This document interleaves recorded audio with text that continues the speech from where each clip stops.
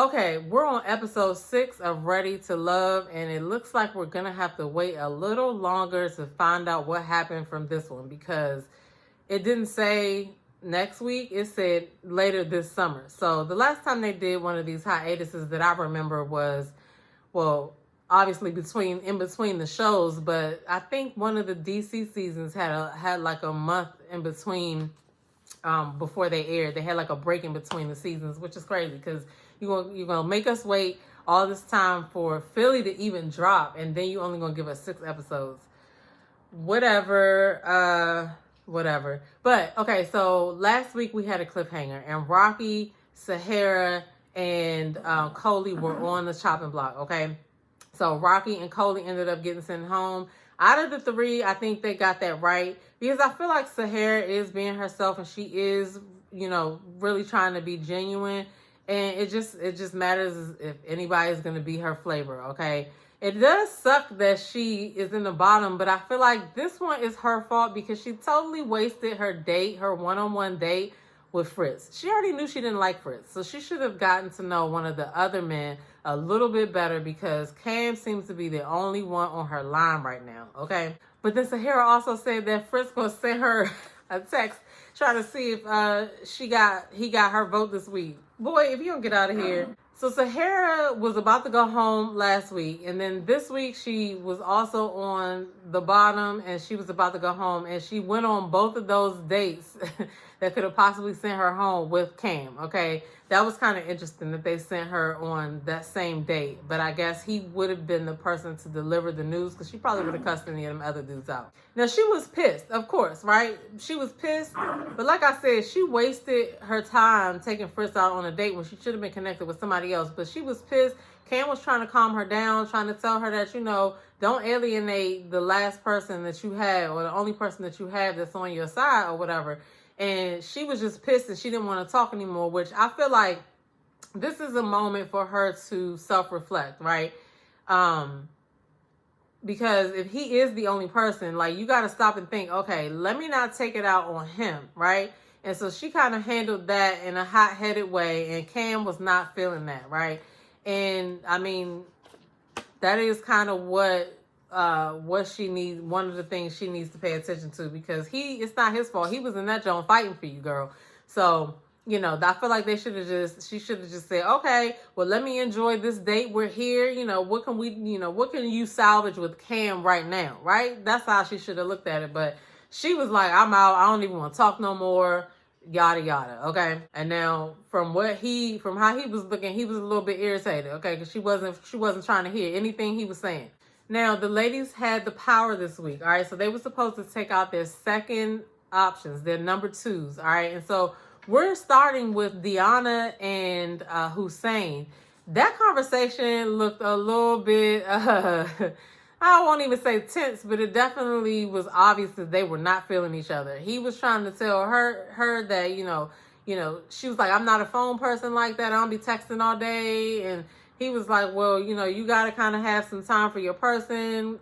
He didn't say it like that, but he was just basically trying to say, like, it's not all about your job. And she was just like, well, I mean, in her head, I know she was probably like, I'm fighting fires. Like, I can't be on my phone. Like, I don't know when I'm going to have to fight a fire. Like, but I understood what he was saying too, because it's not all about that. But listen, it depends on the profession, because with this situation, a person that is a firefighter, they're seeing stuff that regular people aren't seeing. They're, it's a little bit different. Like, I personally like the way firefighters look, but I would not date them because they just got a lot on their plate, right? And they're numb to a lot of stuff. And she kind of shows a little bit of, I don't even know what to call it, but it's like, I guess I'll say no nonsense, but it's not really nonsense, but it's like, she seems like she could have a short fuse. And once she got her mind made up on something, you can't change her mind. That's kind of how she was coming off, at least how they edited it to show us. That's how I took it. But they were not feeling each other, okay? They just were not feeling each other. Nothing to see there. So then we got Tay and Naeem. Now, I will say, Tay and Naeem look kind of cute together. I feel like they could be a couple, right? they were chilling. They had a nice little vibe. He was rubbing her feet. She was laughing. She said she thinks he's a good father. And we're going to get into that a little bit later too, because a lot of times stuff that we go through when we're younger, it kind of manifests as we're an adult, right? And so I noticed a few things just as a female whose dad wasn't always in our house, okay? Now, what I'll say though is that I think Tay and Naeem look kind of good together, but she also likes Cisco, right? But I don't feel like she should pick Cisco. I feel like Cisco's cool and everything, and he's big and looks like a protector, but I feel like in this situation, Naeem, even with the 5 kids, will be the better choice, okay? Anyway, we'll get into that as we get along with the season. But then we have Shaunie and Cisco. Now, I feel like a couple of things. For one, when I'm dating, the dude is not seeing my body right off the break. That's kind of like, there's no mystery. It's kind of like he could have met you in the strip club. I don't know. Like, I just thought that was too much for a first date, especially when you're dating other dudes, because how are they going to take that? And it's not even about security. It's about what you're willing to do right off the break, right? You're showing your whole body to this dude, and you haven't even decided if this is a connection. So I don't know. I was just like, girl, this was not the move. Okay, so she painted on his chest, he painted on her chest, and it was just, it was a little bit wild. Okay, y'all get in the comments below. Let me know what you think. I would not have liked that day. Anyway, it's not me there. I'm just commenting on what I was shown. But it's like, was this a good first date I did? What are the other dudes gonna think? You're dating multiple people. Where is the mystery? That was just my question. I was just like, I don't know. Then we had Rose and Hussein. Now, Rose and Hussein, they connected as well, right? They seemed like they had a little bonding moment because he was in a group home when he was younger, and Rose was in a foster home before when she was younger. So they kind of had a great little conversation about that. Then we got Angie and Eddie. Now, Eddie talked his way right out of this one, okay? Because he was telling her he wants somebody to cook and clean. And this is one of the situations where I want to know how the whole conversation went, because we don't see all of the conversation, right? So I want to know what they left out of this one. But Eddie was really kind of coming off to Angie like he wanted a maid or a mother figure. And then Angie kind of rubbed Eddie the wrong way because she's still friends with all her exes. She even said that there was one that they tried to be intimate and now they just decided to be friends. Like, no, they both need to move around, and I'm glad they decided that it wasn't a connection. I don't know. At first it seemed like it would be, but I don't know. And I actually think Eddie might be on his way out because the women are starting to talk about his drinking. So I don't know. We'll see what happens in the next episode. Then Rose and Fritz went on a date, and there's nothing there either. It kind of seemed like, they are making it seem, or I guess Fritz is making it seem like he is about that poly life, okay? Because he was talking to her about getting a surrogate, and she was like, I'm not thinking about doing that. I don't want anybody else carrying my baby. But it just kind of the underlying tone was that he was just like, I don't know. I just thought about the poly thing. Maybe it's because they brought it up, but I don't know. But there was no connection there either. So then Tay and Cisco finally go on a date, right? And Tay was excited, but she, obviously she still has some reservations because of Cisco's situation. And then this is when we find out that her father was not there, and then he only met his dad twice before his dad passed. Now, this is what I was going to say earlier. Like, if your father is not there, sometimes you are looking for a certain thing, and then you tend to give certain people a pass that shouldn't get a pass because you were missing that male figure. And I feel like this is a situation where she is overlooking Cisco's situation because of the potential that she sees in Cisco.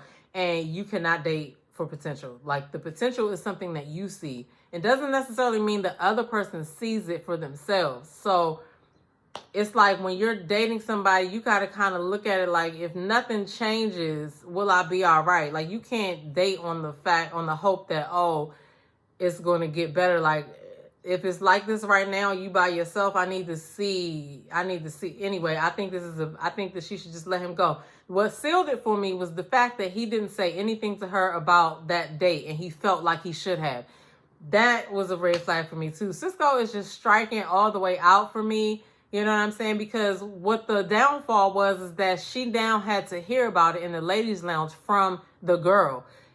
He should have told her. He should have been upfront, so she would have not walked in there, being shocked about it, because that's a turnoff. Like, why are you doing that?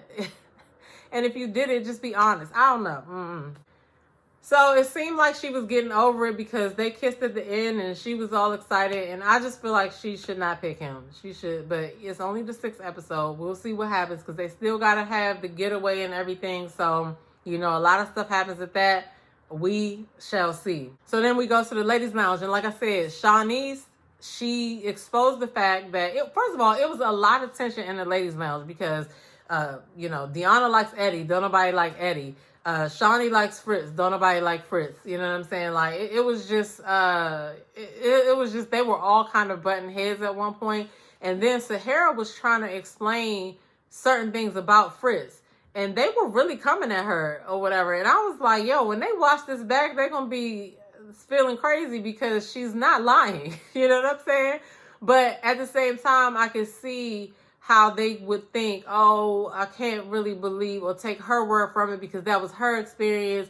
But sometimes things are what they are. And Deanna seemed a little bit combative in this episode to me. Like, I don't even know the word for it, but she just seemed like a little bit like, or whatever. I don't know. Get in the comments below. Let me know if I'm tripping or if y'all thought that too. But I just feel like, you should at least listen to see what they're saying. All right. Even if you don't think that it's the all the way truth and it's just their perspective, you still got to take the information in. But when Shawnee explained that she went on a date with Cisco body paint and that she was naked, Tay was visibly disgusted and bothered. And I would have been too, because one, he had the chance to tell her himself so that she didn't find out right there. And two, who does that? Who does that? So they decided that Eddie and Fritz are the ones that are on the block to go home. Okay. And Sahara went out with Fritz. And I know he was like, why are we on another date? And then Rose went out with Eddie. And so, she did bring up the fact that people were like, he be drinking a lot. And he was like, I haven't even been drunk on the show yet. So who knows? But that's why I said Eddie might be on his way out because, they sent Cody home because she doesn't have any substance. And I'm not saying Eddie don't have any substance, but they're focused on how he's presenting. So I don't know how the tables can turn. Okay.